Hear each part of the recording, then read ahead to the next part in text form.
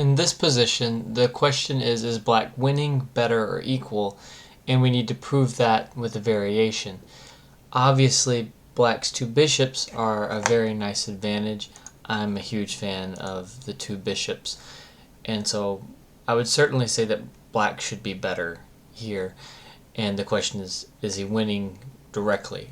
So I don't immediately see an obvious continuation, but I think that there's going to be good winning chances with bishops, and so we need to start looking for a continuation.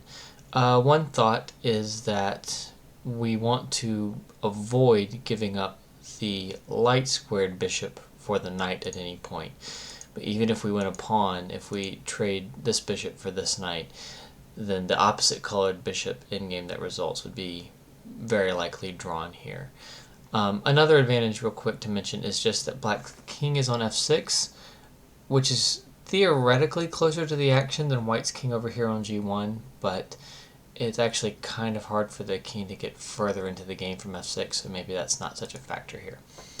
Okay, so specific continuations for black with black to move.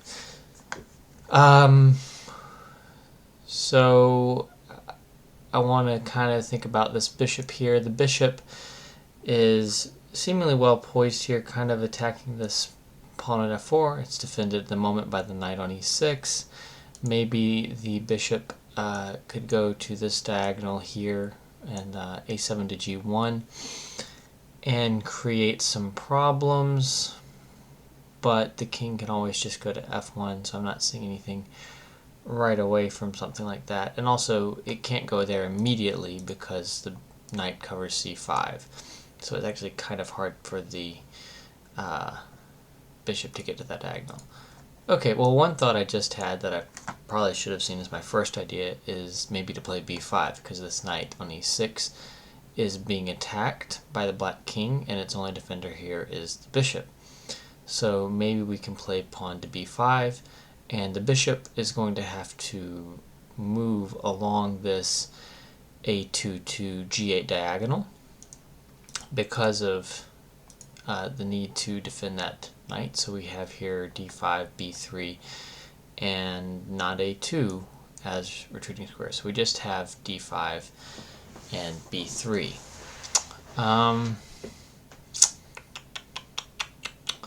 So after b5, let's say bishop d5. Let's consider that move first. And I want to find something strong here. I like that I've moved the bishop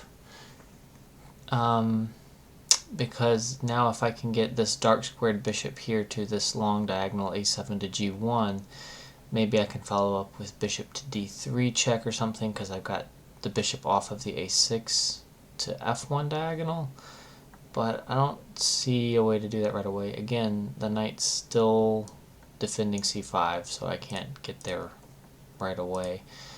I'm not sure it would be devastating if I did. So b5 seems like a strong move, and then bishop d5 is what I'm looking at the moment. And I'm not sure what to do next. Well, one thought that I'm having is maybe the knight's actually just generally in trouble. So maybe this knight's kind of getting trapped.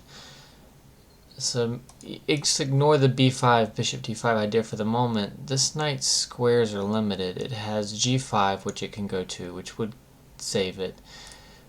But the knight could never go to d4, for instance, because bishop c5 would just pin and win the knight. At least not until the king is closer to protect the knight on d4.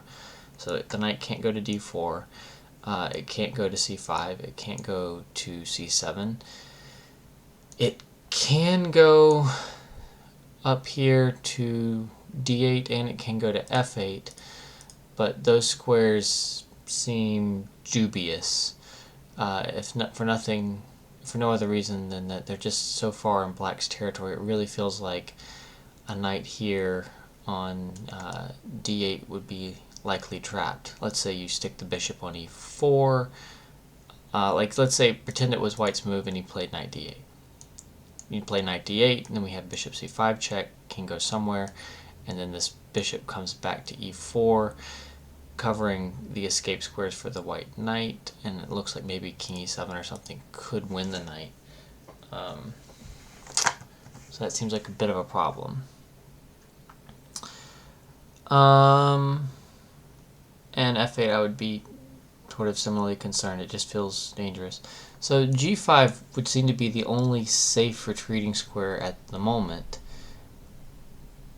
And we'll be able to chase the knight away with h6, for instance, but then it could go to f3. So two thoughts. One is if we can get the knight to move anyway, we can just win f4, and with two bishops and a pawn, that would win. The other thought is maybe just playing h6 at the right moment could allow us to try and come in and trap the knight somehow. So that would also be pretty tempting, obviously. Let's see here. Alright, so those ideas in play. What about just playing b5?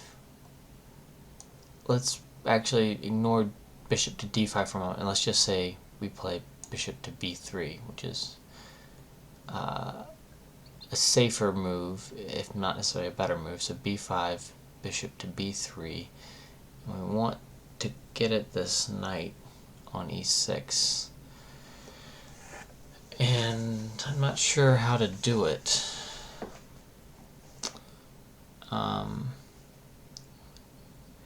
I can't seem to get my bishop on b1 in to attack the knight. I mean, I can play h6 and prevent the knight from retreating to g5, but I still don't see how to get to the knight, really. So maybe b5, bishop b3, a5 could be strong.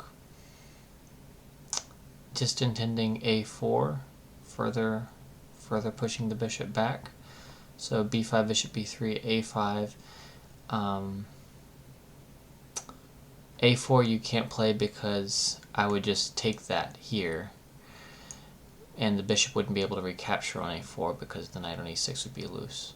So maybe white plays king f2, and then maybe we have pawn to a4, and now the bishop has to go back to d5, and I still don't see a win. We can play bishop to e4, trying to finally chase that bishop away, but if we ever play bishop e4 to try and get it, the bishop on d5, defending the knight, the bishop would be able to retreat all the way back to a2, since we're no longer defending that. So we couldn't trap the knight in that sense. We can't force the bishop off the diagonal to defend the knight, because the bishop on c4 is always going to have either here a2 or d5. One of those squares is going to be safe for the bishop, so we can't force the bishop away from the knight on e6. So if that's true, what now? Well, I can't seem to see a forced win in that case.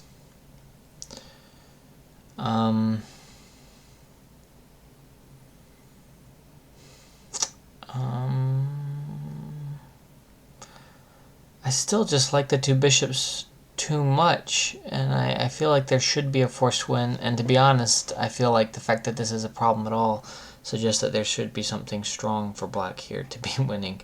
Otherwise we would just acknowledge that black is better.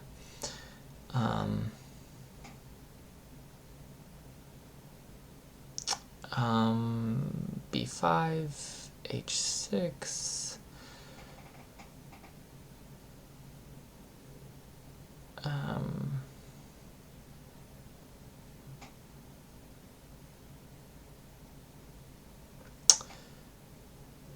I like the move b5, which does seem to improve black's position.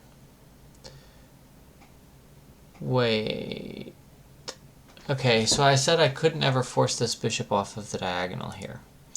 maybe that's not quite right. Maybe b5, and the idea that I'm going to have is now to play bishop d3 and then bishop to c4, and that will allow me to control the diagonal. So if I can play b5 and then bishop d3, bishop to pawn to bishop to c4, he's going to have to trade the bishop. And when he does trade it, his knight's going to have to give up f4, I think. So let's try and look at that in a concrete way. b5. Let's say he goes bishop b3. So let's say immediately I play bishop to d3, going for bishop c4. In that case, it seems to me that maybe king f2 or maybe g3 is the move. Let's try king f2. Bishop c4, bishop takes, pawn takes, clear that. So now we've got that pawn on c4, we have a king on f2, this knight is loose. The knight needs to move somewhere. It doesn't seem to have very good squares to go to, and it's got f4 is falling. So maybe we do like knight d4, but we lose f4. Opposite pawns on both sides of the board, extra pawn, bishop versus knight. This should be winning. So b5, bishop moves, bishop d3, and I think king f2, bishop c4 looks like it grabs a pawn and should be winning with the bishop versus knight advantage in this kind of endgame. So maybe instead b5, bishop b3, bishop d3, we play immediately pawn to g3 to defend f4, so that the knight will be able to run away without dropping the pawn on f4.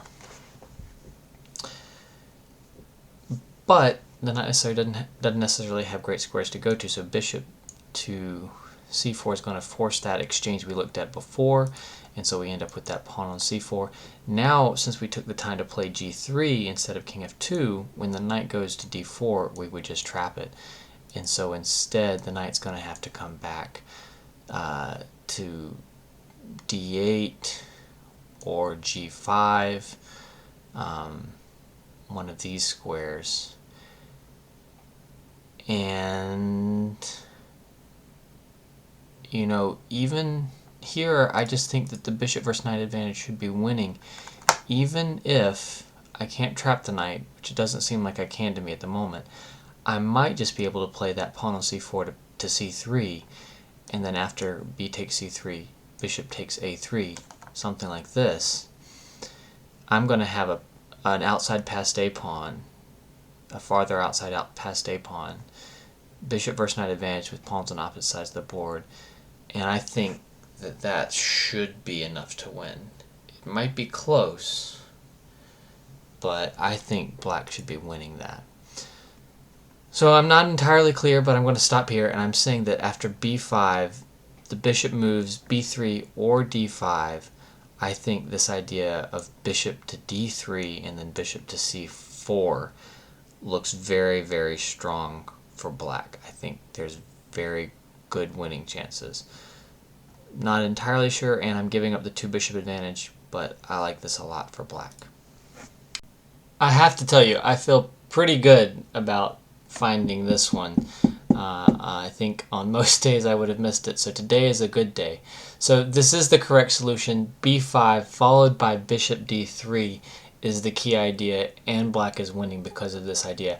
I did miss this really nice idea at the end on move 5. I thought maybe pawn to c3 and bishop take a3 might be enough, but I can just play bishop takes a3 because the knight on g5 is too far to stop the c pawn, so it'll get to play c3, c2, queen right away. So that makes everything extra clear. But this key idea of b5 and bishop d3 is a really nice subtle idea in this particular endgame. Took a while to find it, but a good idea in the end.